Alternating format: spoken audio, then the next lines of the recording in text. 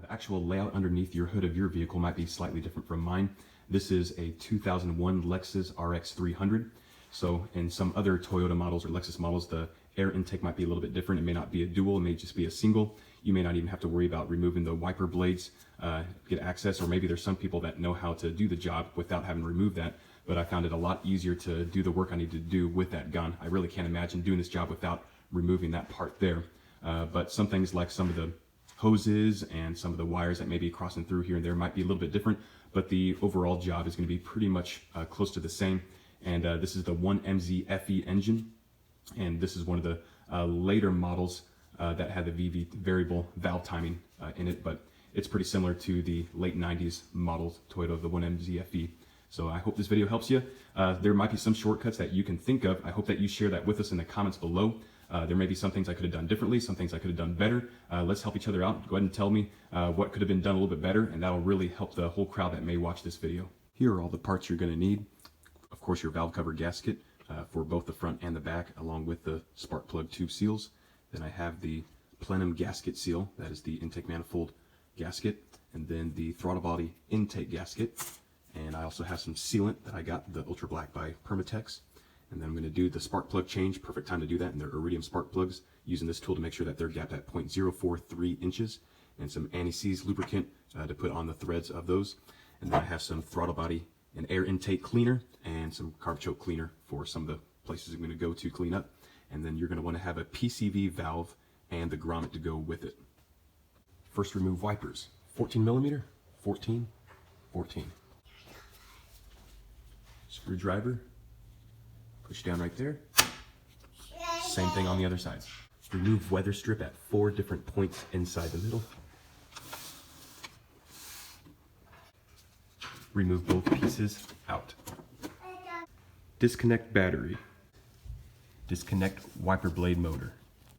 10 millimeter at 1, 2, 3, 4, 5. Pull these wires. Disconnect there. Pull it out of here.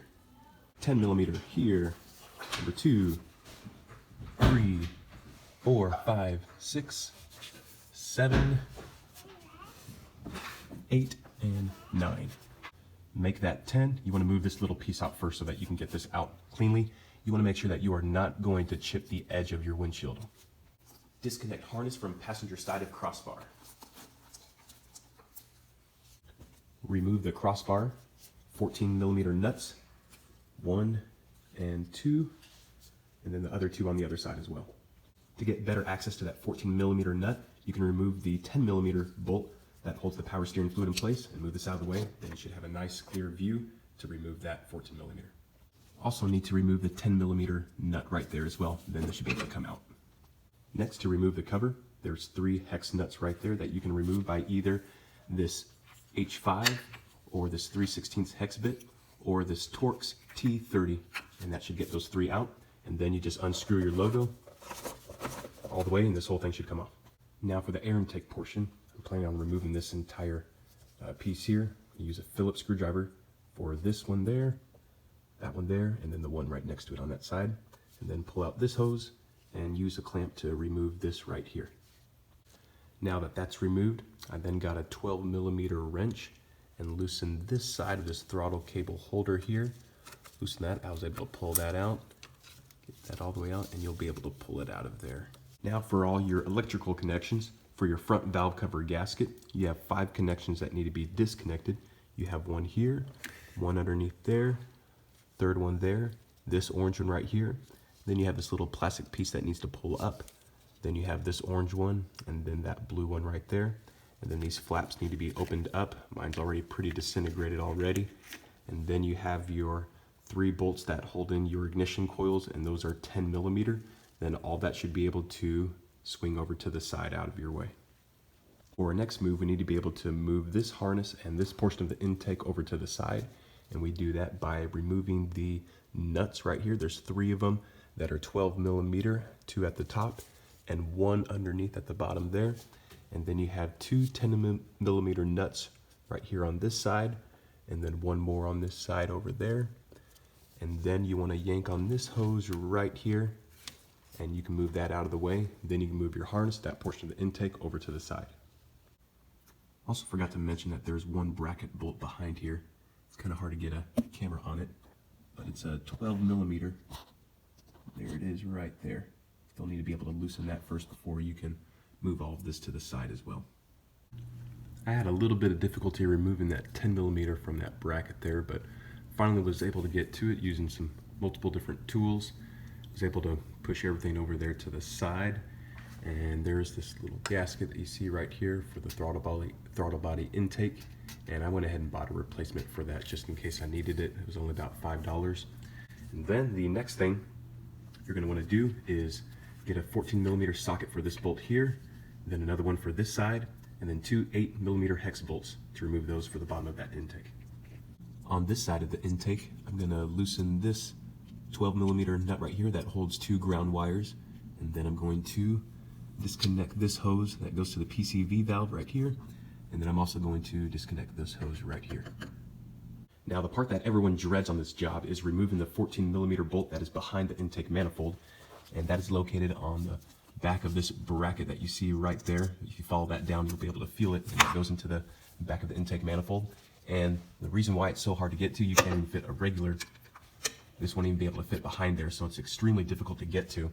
And I found out a fairly easy way after doing it. It actually came out pretty easily, and it's from this kit right here, and this is a pass-through socket set here, and you can see the difference here in the thickness. There's no way I'm going to be able to fit that through there, but this is the same size that I need right there, but it's a lot thinner profile there, and that's going to help you get behind there and remove it pretty easily.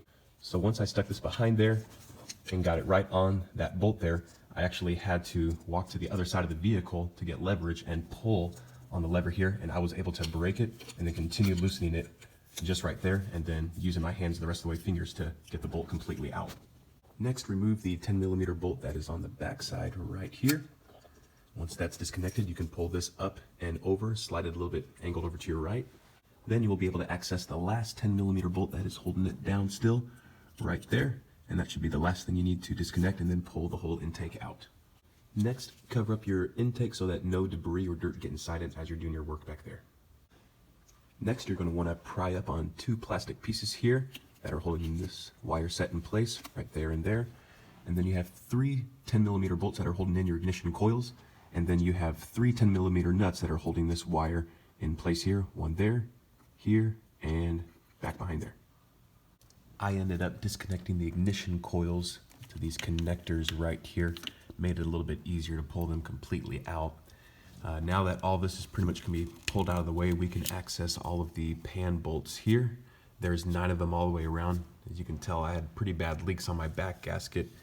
You can tell it was leaking pretty bad. This bolt right there is even loose. Another one was loose on the front valve cover gasket. It was leaking all the way around and inside the spark plug well. So you can see a clean one there, and you can see where it was leaking out of here as well. I'm going to need to get a paper towel and some carb cleaner to clean the inside of that out before I'm completely done.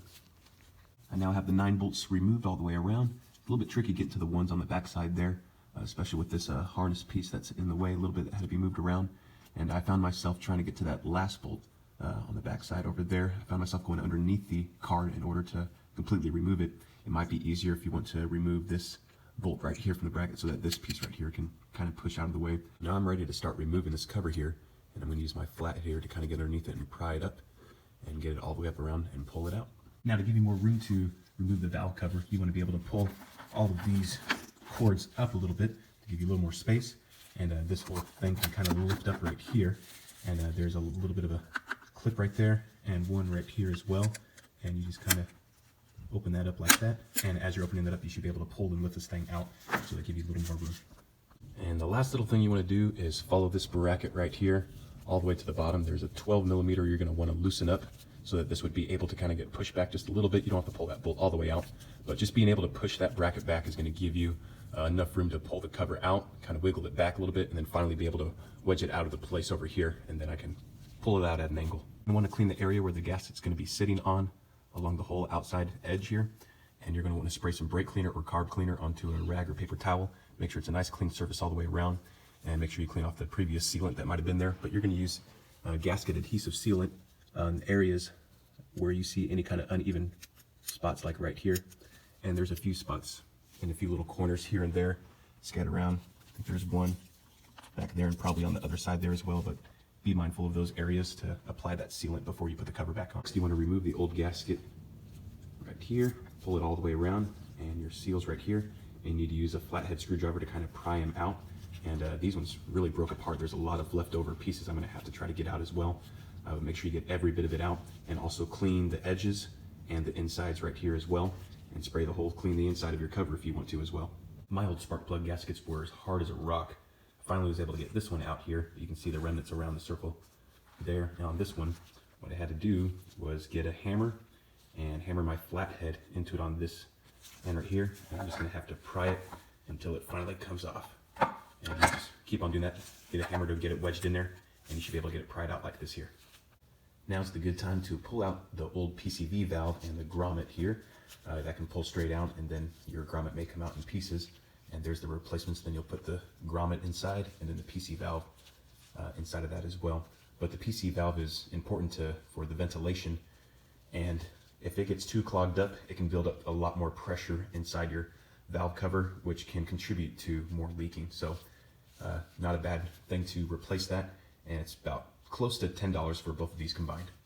Okay, I've got the new gaskets put on now, and whenever you get to the spark plug portions here, you can see that there's two lips on each side. You want to make sure you get a little mallet or hammer and just kind of tap the outer edges until it sinks underneath those two lips on each one of those, and then you should be ready to put your cover back on.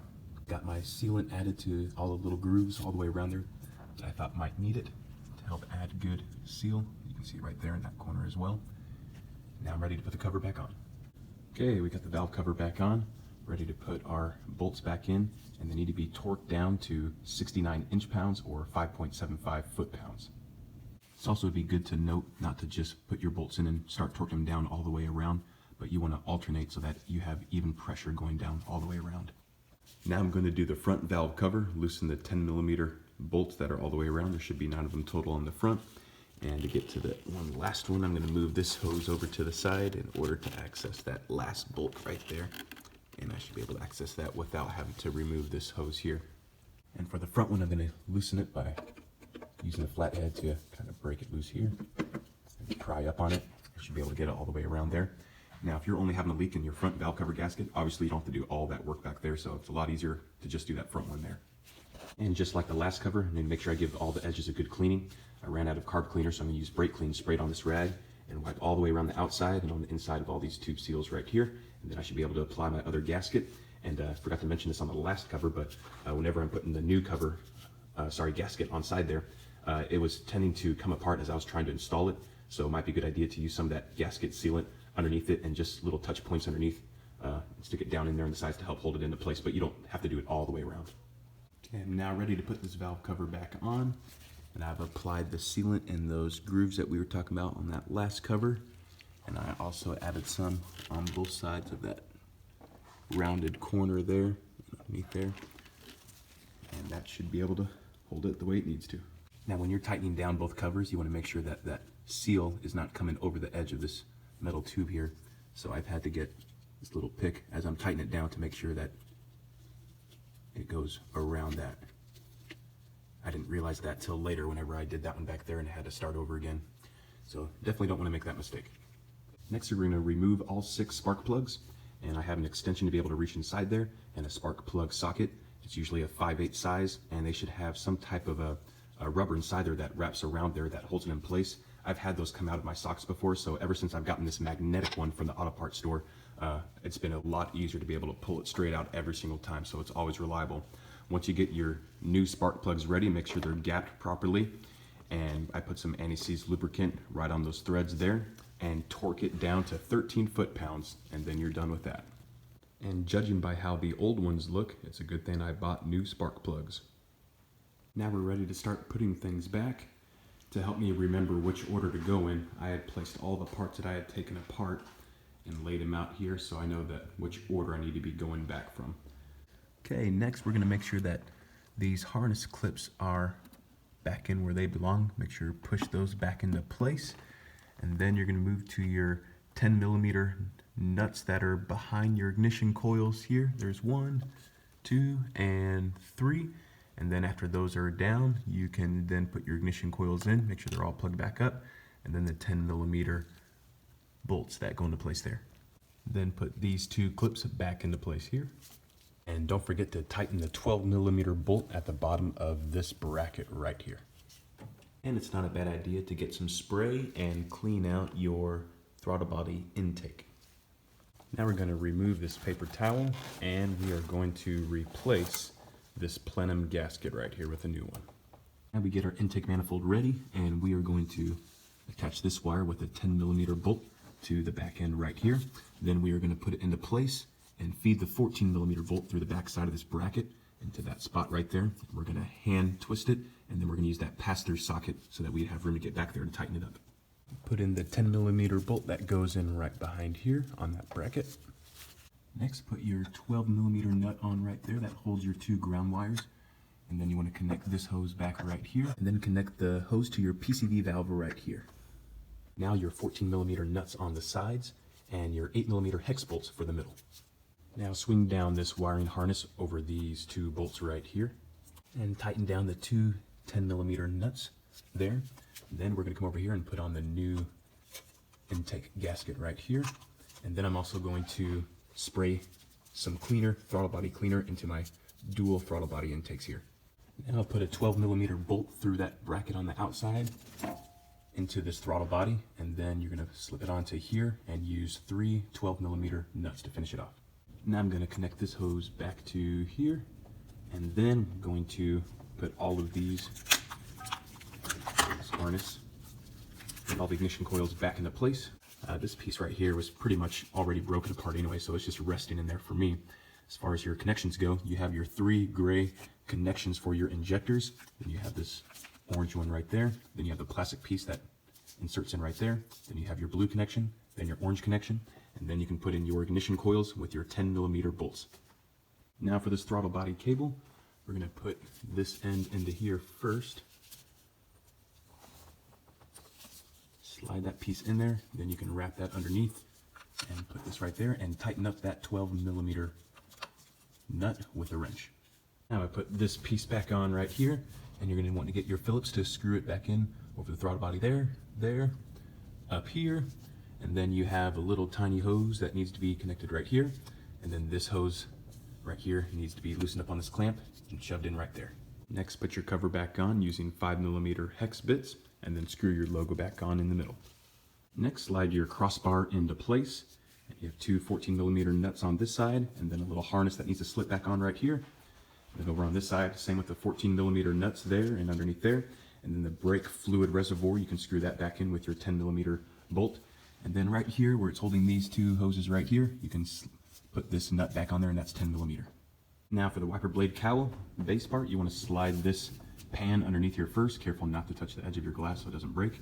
And there should be 10 bolts. 1, 2, 3, 4, 5, 6, 7. This bracket will come on second. Then 8. There's 9 and 10. Now feed the wire through the hole right here. And then there's going to be a clip that you stick it through right there. For the wiper blade motor, you got 5 10mm bolts.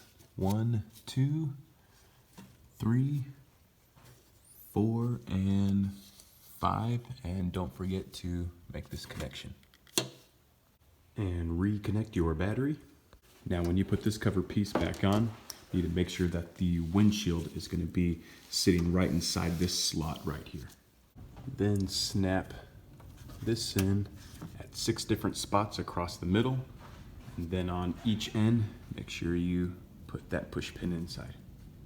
And the very last thing is putting on your windshield wipers using the 3 14mm bolts. And you are now done. And by doing this yourself, you just saved about $600. Stay tuned for a few extra tips on the tools that were used. Here are all the tools I used for this job. So the basic socket set. I would say the biggest game changer was the pass-through socket set that helped me get into the really tight spaces with that slim profile that's used. So I would say that's definitely worth the buy. It's going to save you a big headache. You can probably get it as cheap as $20 if you're looking online somewhere, places like Harbor Freight. But it was an extremely expensive set of tools. I would say that is necessary. There's a torque wrench. You can even rent that or actually get the loaner tool from AutoZone and then return it for a refund. But there's some places where I may have used a swivel socket every now and then. But everything else was pretty basic, probably stuff you already have. One thing that saved me a few times was this thing right here, magnetic telescoping tool here. Anytime that I dropped a bolt or nut down the engine bay, this was very helpful in being able to get that very easily.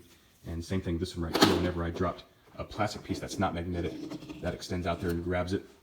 So little things like that can really help make the job a whole lot easier, and you're already saving a lot of money doing the job, so it may be a good idea to invest in a decent set of tools.